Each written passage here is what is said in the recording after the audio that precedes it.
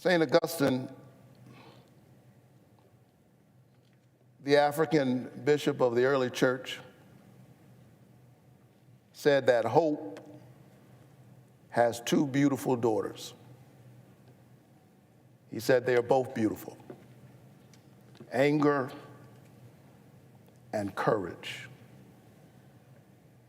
Anger with the way things are,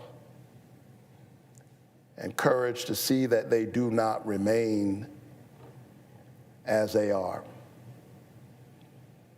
I'm pleading, I'm begging all of my colleagues on both sides of the aisle to remember the covenant that we have with one another as an American people. Stand up in this defining moment and do everything we can to protect all of us and certainly all of our children. We owe it to the people who have sent us here. I know that there are those who will look at this moment and say, politically, do you really think we can get anything done here? They will ask if this is the time, given the state of politics in our country right now. I respond with the words of Dr. King, who said that the time is always right to do what is right, and that time is right now. Madam President, I yield the floor. Democratic Senator Raphael Warnock there, reminding us that he is a former Baptist pastor, using his time on the Senate floor moments ago to make a case about gun laws and gun violence prevention on a day that Atlanta police are still searching for a suspect who killed at least one person in a medical center, injuring a number of others. Yeah. Speaking about the potential for politics to be pushed aside so that the country could come together and try and move forward in a way that's right. Quoting Dr. Martin Luther King, we have learned that of the 5 victims, they ranged in age from 25 to 71. 4 victims, the police chief said, are fighting for their life. 1 is deceased, that victim, 39 years old. And you're just seeing the live pictures from Atlanta as police continue to search for the suspect. The lockdown in Midtown has been lifted. They have recovered a car the suspect is believed to have used to get away from the scene. But people in Atlanta are encouraged to call 911 if they know anything about Deion Patterson, the 24-year-old believed to be behind today's shooting. Well, we're going to take a quick break now, I think. But we have a lot more news ahead, including the closing bell from Wall Street.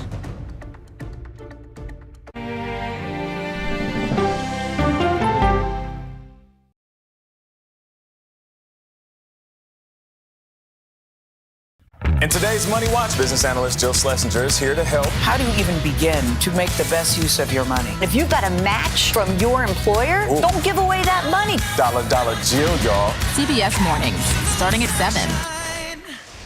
An original documentary from CBS reports. The carnage in our nation's schools has become painfully repetitive. Not one more child! School shootings have parents fighting mad. I promised my daughter I was going to fight. It's going to keep on happening. And teachers taking lessons in how to fight back. This is an exercise.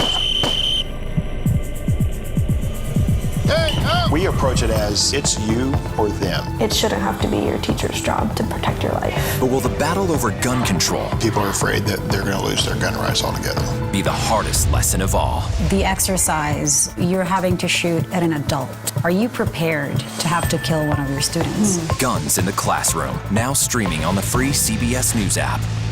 It's a history-making meeting. 4 extraordinary women who are all 4-star generals and admirals. How did you deal with being discriminated against? I just worked harder. The future of an ever-evolving U.S. military when we go person to person.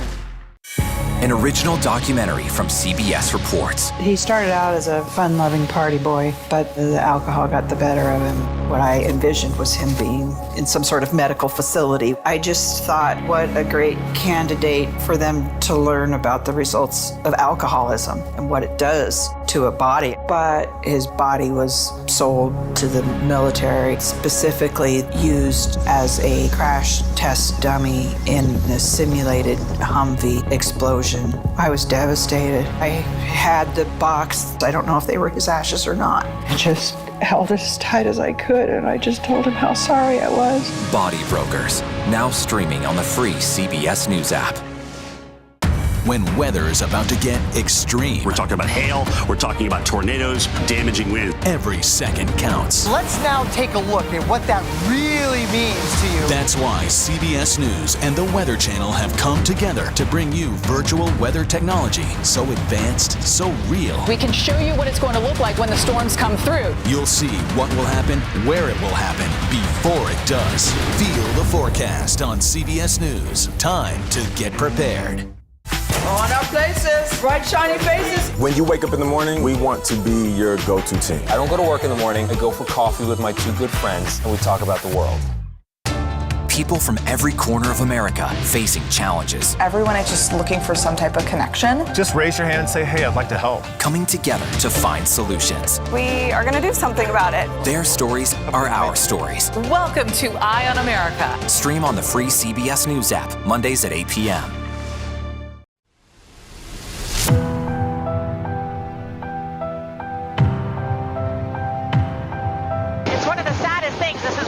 Beautiful places in the world, and yet nature's fury has decimated it.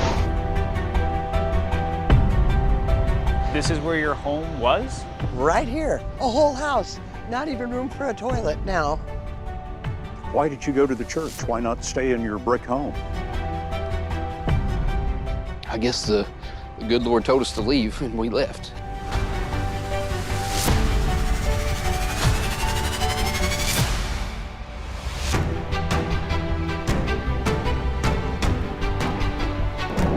How big are these pieces that we see flying? Some of these are the size of cars.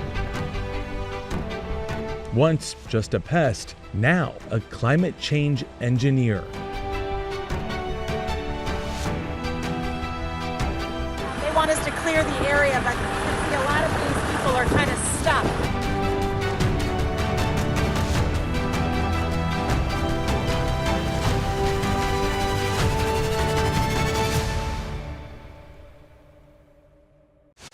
An original CBS Reports documentary. The mayor, the city council, everything's run by a woman. Pine Lake is predominantly white, but the surrounding area is 90% black. Somebody's going to get pulled over. Why are most of the people in the courtroom black? Most of the people in Pine Lake are white. An original CBS Reports documentary, streaming now.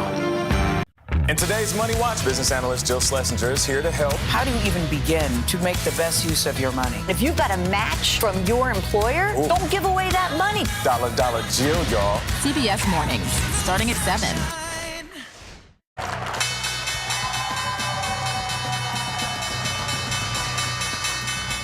There it is, the closing bell at the New York Stock Exchange. Let's see where the numbers settled here at the end of the day. The Dow Jones ending about 270 points lower than where it started. The S&P 500 and NASDAQ also closed today relatively flat. The S&P is down more than 0.5%, and the NASDAQ is down about 0.5%. Harriet Torrey joins us today. She's an economics reporter with the Wall Street Journal. It's good to have you with us. So tell us, what was driving the market today? Well, markets didn't take super kindly to what the Fed, produced at its meeting. The 25 basis point interest rate hike, that was widely expected. But of course, at the post-meeting press conference, we heard from Chair Powell. And I think that, a lot of investors went into this meeting expecting that the Fed might quite clearly signal a pause, and that didn't really happen. I mean, what we heard from Powell is that the Fed is really trying to be data dependent. He said that many times over the course of the press conference, that the Fed is going to wait and see about the incoming data, that it hasn't committed to any type of decision for June, that its real focus is on bringing inflation down. Inflation remains much too high. So, a lot of people, Fed funds futures suggest that people in the markets do expect the Fed to cut rates this year, but that doesn't seem to be on the agenda for the Fed itself. And so, there's a bit of a mismatch there. And I think some investors were a bit disappointed that they didn't get, more signs that the Fed might be done with this rate cycle. But the Fed is very much, saying that it's focused on its dual mandate. The labor market remains extremely strong, unemployment near a 50-year low, but inflation is just much too high. And it really is very focused and committed to bringing down inflation. And in order to be confident that inflation is coming down, it wants to look at several months of data and have policy at a sufficiently restrictive stance, to bring down inflation. That's what Powell was saying at the meeting today. I guess that's what's so jarring, Harriet, because everything you just laid out, everything that Powell said could be a replay from 3 months ago, 6 months ago, right? He wants to be data dependent, trying to get inflation under control, but the job market isn't allowing that to happen. What does your gut tell you, right? Let's avoid the data for a second and get opinions. Do you think there could be more increases in the immediate future, since he didn't rule that out as some were expecting? Well, I mean, the last time that the Fed produced economic projections, which was at the March meeting, most participants did expect that there would be another rate increase after the one in this month. So, it's definitely still on the table. Although, at this meeting, Fed chair was very much trying to sort of say that the Fed is going to focus on the incoming data and that it needs to kind of see more evidence of inflation coming down. Although one thing that the Fed did change at this meeting, which was a very significant change, is that it removed some language from the statement. Previously it talked about additional policy firming, whereas now it's talking more about maybe there's potentially a need for policy firming, but it wasn't quite as decisive as the previous language. So that was the big change of the meeting today. Interesting. Harriet, how much did the recent bank failures actually influence the decision, and might that have long-term effects that are being factored into the future of rate hikes? I mean, Chair Powell was definitely asked about that at the meeting today. One of the things that he said, not just at this meeting, but at previous meetings as well, is that the effect of, credit tightening is that it has a sort of similar effect to monetary policy. So if we see a great deal of tightening in credit markets kind of on its own, then that might mean that there's less work for the Fed to do itself. Of course, he was also asked about bank failures in the context of, bank supervision and bank regulation. And he did acknowledge that the Fed, needs to do more in terms of supervision and regulation because, this is clearly a humongous problem for the banking sector. It was an enormous stress on the banking sector, and these, it's very jarring when these types of bank failures happen. All right, we appreciate that comprehensive wrap-up for us. Harriet Torrey, great to see you. Thanks. Thank you. Bye.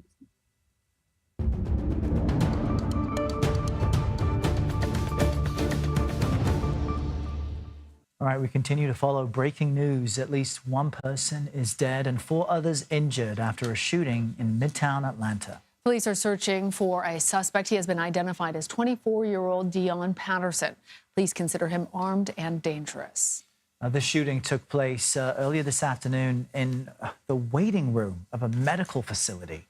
All 5 victims are women. Police say after this shooting, Patterson may have stolen a vehicle, which was found just a short time ago outside the city. The mayor says police have fanned out across the state to search for this suspect. We are dealing with someone that is armed and dangerous. This is a deadly situation. This individual has just indeed conducted an act that we want to make sure that you know that if you see him, do not approach, but you are to call 911. For more on this, we want to bring back in Doug Coons. He's a retired FBI special agent and the CEO of Veracity, a global intelligence investigation and research firm. Doug, what do you make of the investigation at this point? We just got from the police department a lot of additional information about both what transpired and what they have learned about the suspect.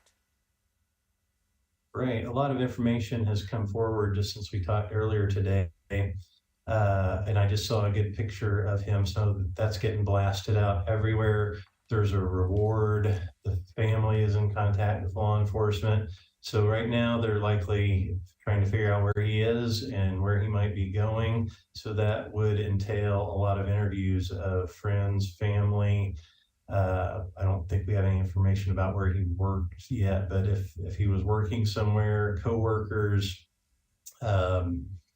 anybody in his circle that might have any kind of valuable information about where he is or where he may be headed would be extremely important right now. And so, Doug, considering the threat level, he's already killed the suspect already killed one person. He may be armed, may be dangerous. And considering his family is cooperating, you got $10,000 reward for anyone who provides information. How is the Atlanta Police Department likely coordinating with other police departments, or at least maybe his own relatives, to bring him to justice? Would they connect him over the phone with his mother, so to speak, in order to bring a peaceful end to this? It's very possible. In situations like this, all the different law enforcement agencies come together, they cooperate the best they can, they supply each other with their resources, manpower, equipment, all that kind of stuff. He definitely has to be considered armed and dangerous. And he probably realizes by now that we all know who he is and what he looks like. And I think that escalates the danger. So, as they said, if somebody sees him, don't try to approach, make that phone call to 911 and let the police deal with that. And all too often we see situations like this where they end up taking their own lives. So that's a possibility as well. Doug, I want to bring all of our viewers up to speed on the suspect. We have learned from the police that he is Deion Patterson, believed to be 24 years old. They released his name and this photo of him just about 2 hours afterwards. We also know from our Nicole Skanga that he had been a member of the U.S. Coast Guard, was discharged earlier in the year. So all of this information, a lot of it coming at us very fast. How important is it to try and get his name and all this additional information about him out there? It's very important. Again, as the leads dry up, there's likely somebody that's watching this news right now. They're seeing that face right now, and he's going to drive by them or be sitting next to him at a stoplight or something like that. And a person's going to make a call to the tip line, and investigators are going to be sent out to cover that lead, and he's eventually going to be caught. I don't think it's a matter of if, it's a matter of when. As we talked before, it's extremely hard to stay off the radar in today's modern age with all of the technology that there is. There's facial recognition technology out there with the extensive security camera systems. There's technology that reads license plates that can be employed. So I don't know if they know what kind of car he might be in. If he carjacked a car and has that now, they can get that out into the system and it'll flag, if he drives through a toll booth or somewhere that reads license plates. Hopefully that'll give law enforcement an indication of where he is, where he's heading. And on the psychological profile, Doug, as just mentioned, our Homeland Security and Justice reporter Nicole Skanga reports that the Coast Guard confirms that he was with them until January of this year. As of right now, would the Coast Guard be sharing with Atlanta police everything about this guy, what they know about his psychological profile, what his problems may be, or are there barriers to that information being shared? I have to believe right now they're sharing everything that they can. In a situation like this, where you've got a dangerous person that's out there, public safety has to outweigh certain things. So if he was let go due to a mental health issue or something like that, that needs to be known. These are my opinions on that, but I have to believe that they're sharing everything that they can. Yeah, we just wanted to get your response to that. And the Coast Guard, of course, offering its sympathies to the relatives of victims and saying that this suspect was an electrician's mate, second class. So within a very short amount of time, we've seen his name, we know who he is, we know more about his background, and police certainly know more than we do. Doug Coons, we appreciate you joining us on CBS News today. Thank you. At this hour, Russia is accusing Ukraine of trying to assassinate President Vladimir Putin in a drone attack on the Kremlin. Now, Moscow claims it shot down 2 drones overnight. Take a look at this video that's circulating on social media. It allegedly shows the moment an object approaches Red Square and then explodes. Kyiv denies that it had anything to do with the incident, and U.S. officials tell CBS News that they do not have independent confirmation that the drone strike happened. Secretary of State Antony Blinken said he's actually taking the Kremlin's assessment with not a pinch, but a, quote, shaker of salt. CBS News reporter Mary Alushina joins us now to understand more. Mary, of course, each side of this conflict is going to spin that video to their own benefit, but help us figure this out for our viewers.